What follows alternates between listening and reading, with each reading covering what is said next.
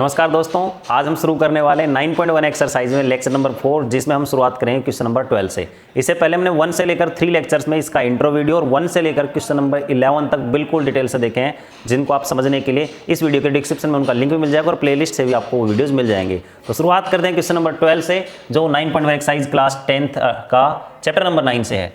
तो from the top of a 7 metre high building the angle of elevation of the top of a cable tower is 60 degree. यहाँ तक की language आपको बता रही है कि from the top of 7 metre high building, यानी 7 मीटर हाई बिल्डिंग के टॉप से बात की जा रही है। तो आप ये मान लो कि एक बिल्डिंग है जिसकी हाइट अपनी 7 मीटर है और इसके टॉप से बात की जा रही है। द एंगल ऑफ एलिवेशन, अब इसके टॉप से एलिवेशन एंगल बन रहा है, एलिवेशन मतलब ऊपर की तरफ बनेगा, of the top of the cable tower, एक केबल टावर के टॉप का। तो केबल टावर के टॉप का यानी केबल टावर आप ये मान लीजिए और ऊंचा होगा। और आपको मैंने बताया था जब भी ऐसे केस हो तो आप ये पूरा एंगल ऐसे तो बना नहीं सकते, हॉरिजॉन्टल लाइन चाहिए ही चाहिए आपको। तो मैंने एक डॉटेड लाइन खींच दी और ये एंगल अपना 60 डिग्री है। अगर मैंने एक डॉटेड लाइन खींची तो ये 7 ही होगा क्या, इधर वाला पार्ट भी इतना सा पक्का 7 होगा। इसके बाद ये ऊपर वाला बचा हुआ क्या मान लो आप, x मान लो। इसके बाद क्या कह रहा है, and the angle of depression it's foot is 45 degree. यहीं से इसके फुट का डिप्रेशन एंगल 45, डिप्रेशन बनता है ऐसे ऊपर की तरफ है ना, ऐसे ऐसे बन रहा है। तो ये 45 डिग्री है। अब वो 45 है तो देखो एक जेड वाला रूल अगर मैं काम में लूँ, अल्टरनेट एंगल वाला, तो ये दोनों ये ऐसे जेड बन रहा है 45, तो ये भी कितना होगा 45 डिग्री। ठीक है, अदरवाइज उस ट्रायंगल से भी सोल्व कर सकते हैं, लेकिन थोड़ा सा हमारे लिए क्या सीधा ट्रायंगल सोल्व करना इजी रहेगा। एक तो मैं बोलूँ ABC ट्रायंगल को सोल्व करो, एक बोलूँ ACD, तो ये उल्टा रहेगा ना, इससे बढ़िया सीधा वाला ही सोल्व कर लेंगे अपन। तो find the height of tower, आपको टावर की हाइट फाइंड करनी है। देखो ये बिल्डिंग है इधर वाली, ये तो बिल्डिंग है और ये टावर है। तो हाइट ऑफ टावर आपको फाइंड करनी है, हाइट ऑफ टावर। वैसे हाइट ऑफ टावर होने वाली क्या है, x और +7, x +7 मीटर हाइट होगी। तो x की वैल्यू फाइंड कर लो आप। तो मैंने लेट किया है ED को अपन ने लेट किया है x मीटर, एंड इसको भी आपको कुछ मानना पड़ेगा, तो इसको y मीटर मान लिया अपन ने। तो ये है BC, लेट किया है BC को y मीटर। तो अपने पास x और y अपन ने मान ली है। इसके बाद 2 ट्रायंगल लेकर हम सोल्व करते हैं। तो मैं ऐसा ना लगे कि यहाँ पे 3 ट्रायंगल बन रहे हैं। बेसिकली ये ट्रायंगल और ये ट्रायंगल बात एक ही, तो एक ट्रायंगल वो एक ही है। जितने क्वेश्चन में एंगल देगा उतने ट्रायंगल। यहाँ पे कितने एंगल देख, तो 60 डिग्री, एक 45 डिग्री, तो 2 ही ट्रायंगल लेंगे अपन।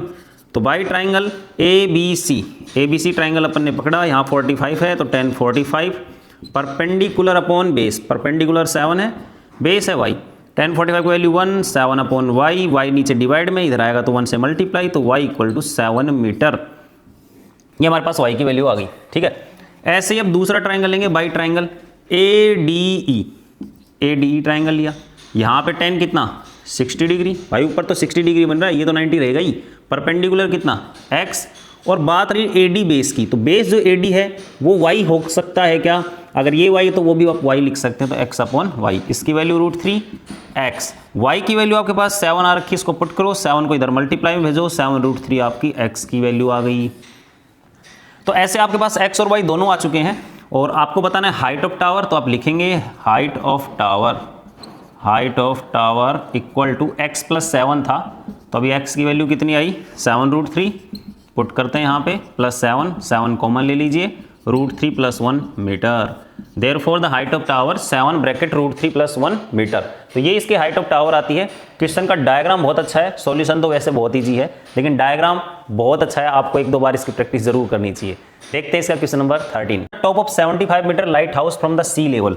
अब आपको ध्यान रखना है यहाँ पे कि टावर जो लाइट हाउस है ना, लाइट हाउस के टॉप से बात की जा रही है, और लाइट हाउस की हाइट 75 मीटर और इसके टॉप से बात हो रही है। तो from the top of 75 metre light house from the sea level से टॉप है ना, ऐसा नहीं कहोगे सर लाइट हाउस तो जमीन के अंदर भी होगा, यानी पानी से नीचे भी होता है, लेकिन यहाँ सी लेवल से बात हो रही है।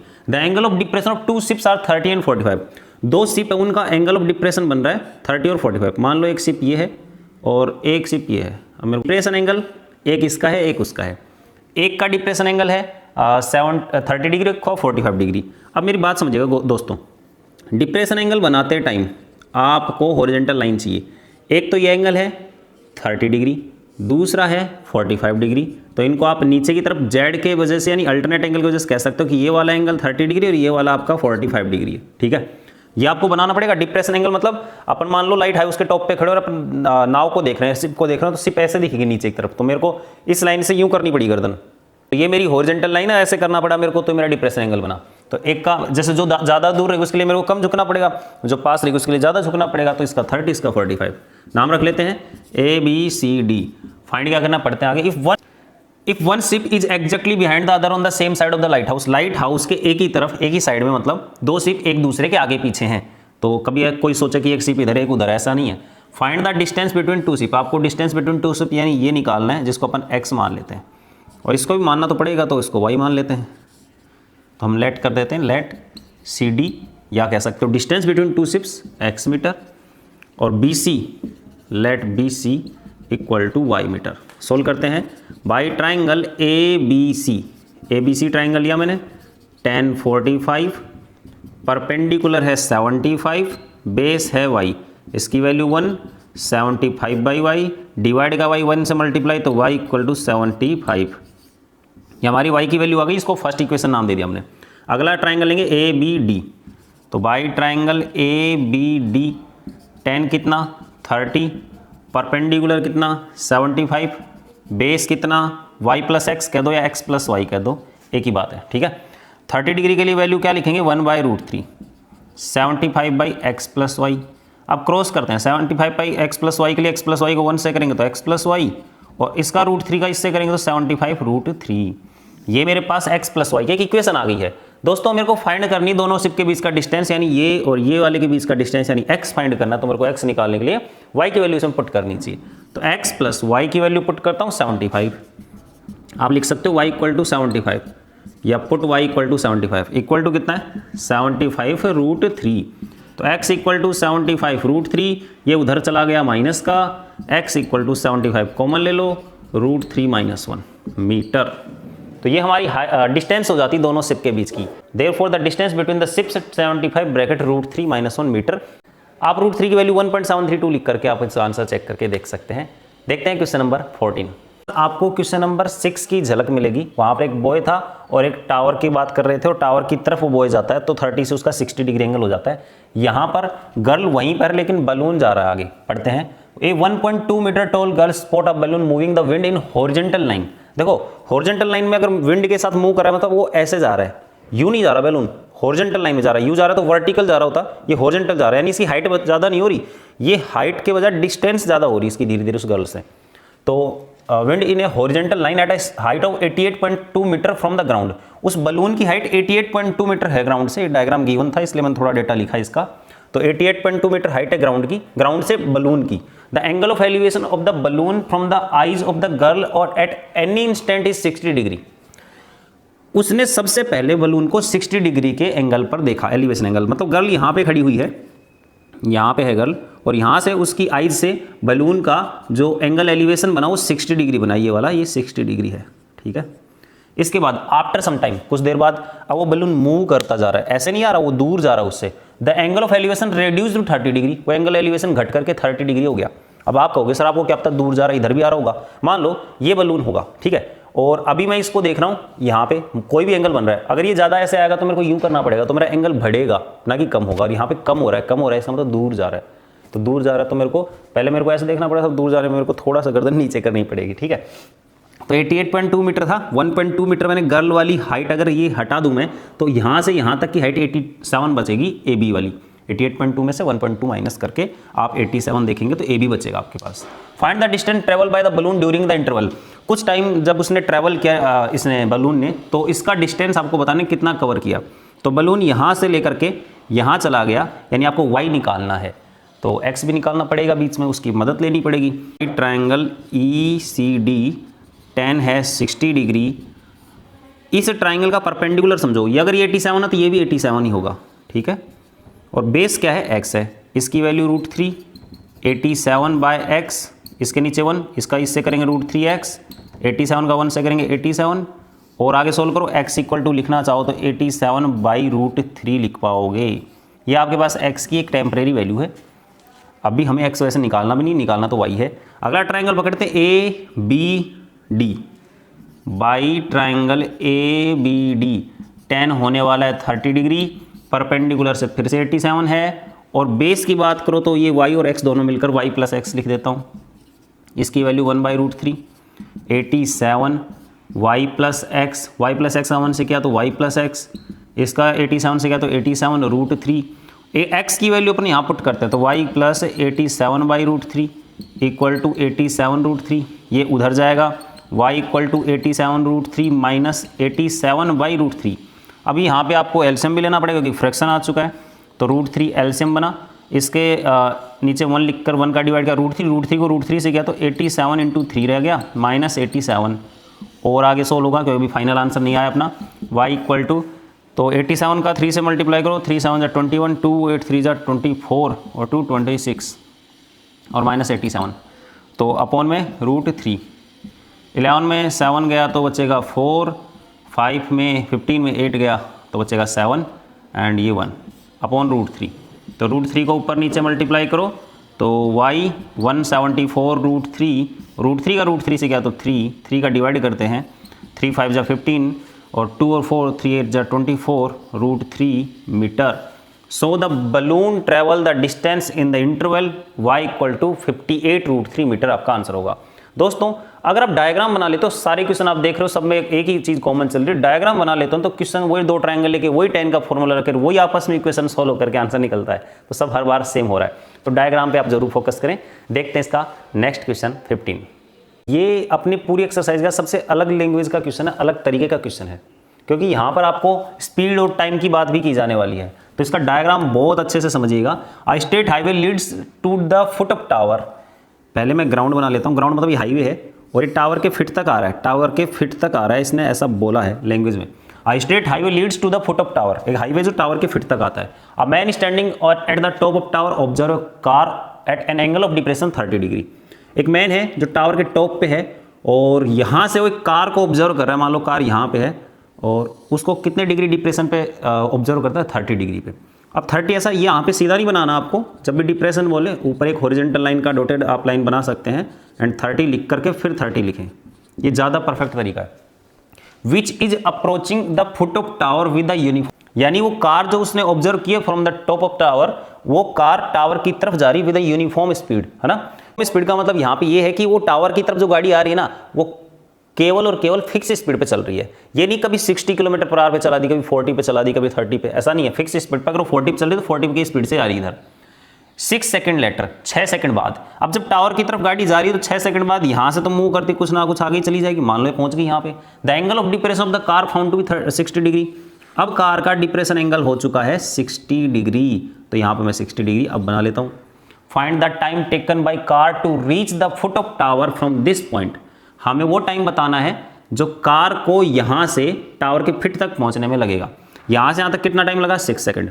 तो देखो दोस्तों, इसमें सबसे ज़्यादा कन्फ्यूजन लोगों को ये होता है कि लोग यहाँ पे 6 सेकंड लिख लेते हैं। 6 सेकंड आप नहीं लिख सकते भाई, ये डिस्टेंस है, डिस्टेंस को टाइम में थोड़ी नाप सकते हैं, इस सेकंड में मेजर नहीं की जा सकती। Find the time taken car to reach the foot of tower from this point. हमें यहाँ से यहाँ तक का टाइम बताना है कार को। है let time taken by car to reach at the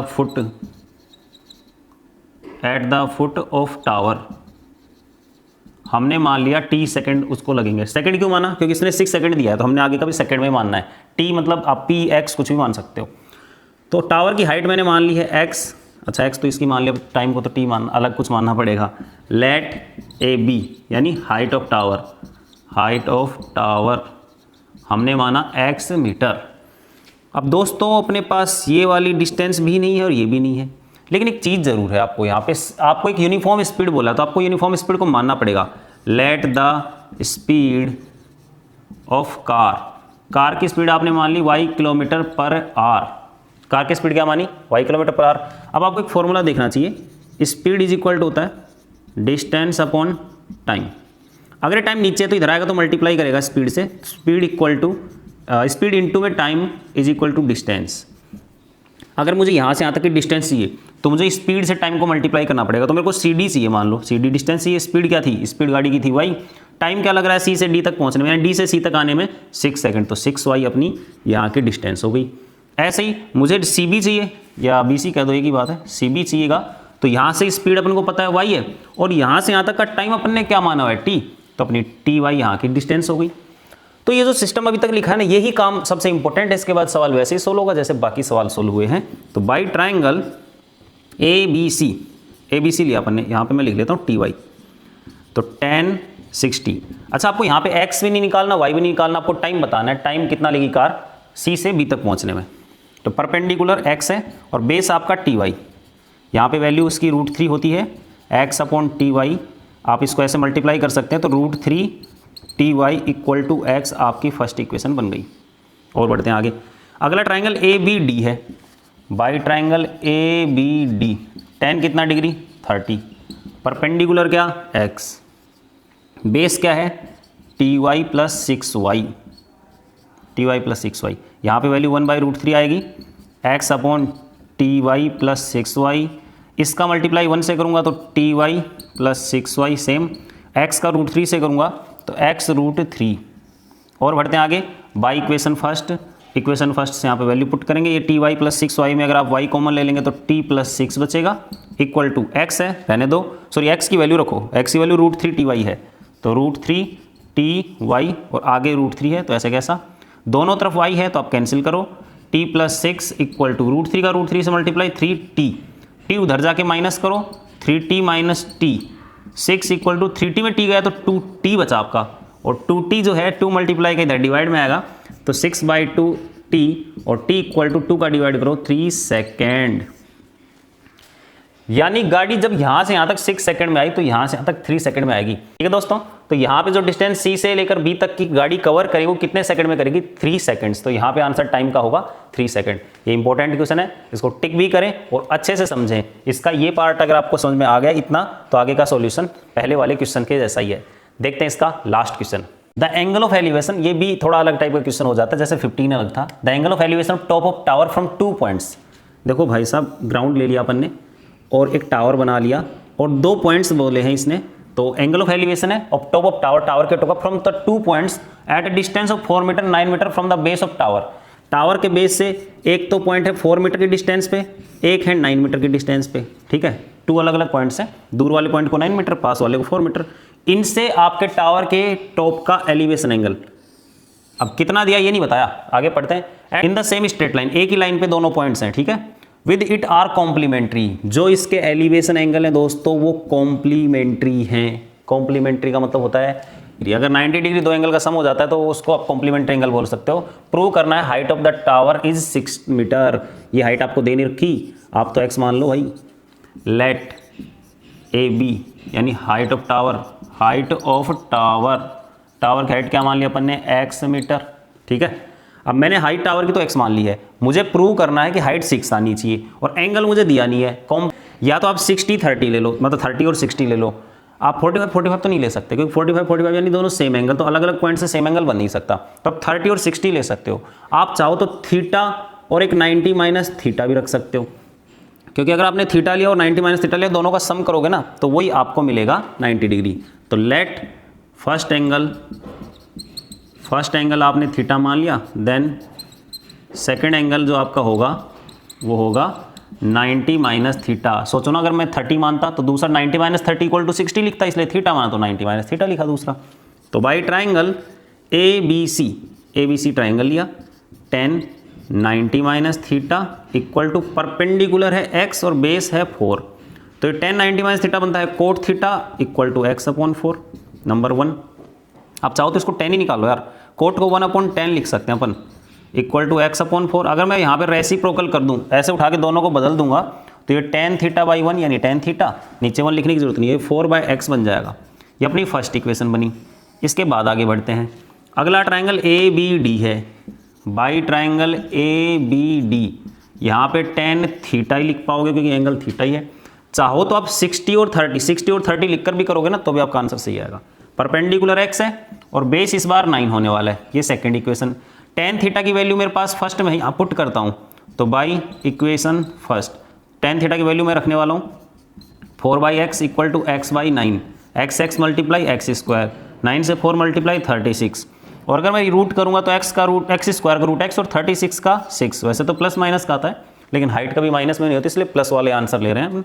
then height of tower is 6 metre, hence proved. ये हमने प्रूव कर दिया। ठीक है दोस्तों, तो सिंपल क्वेश्चन था ये, कॉम्प्लीमेंट्री वाला केस आप इसको अच्छे से कवर करें। तो दोस्तों इसी क्वेश्चन के साथ हमारा खत्म होता है चैप्टर नंबर 9। ये चैप्टर भी हमने केवल और केवल 4 लेक्चर्स में किया है और इससे पहले हम 1 से लेकर 8 चैप्टर तक पूरा कर चुके हैं। यानी हमारे टोटल 1 से लेकर 9 चैप्टर तक क्लास 10th NCERT मैथमेटिक्स के पूरे हो चुके हैं।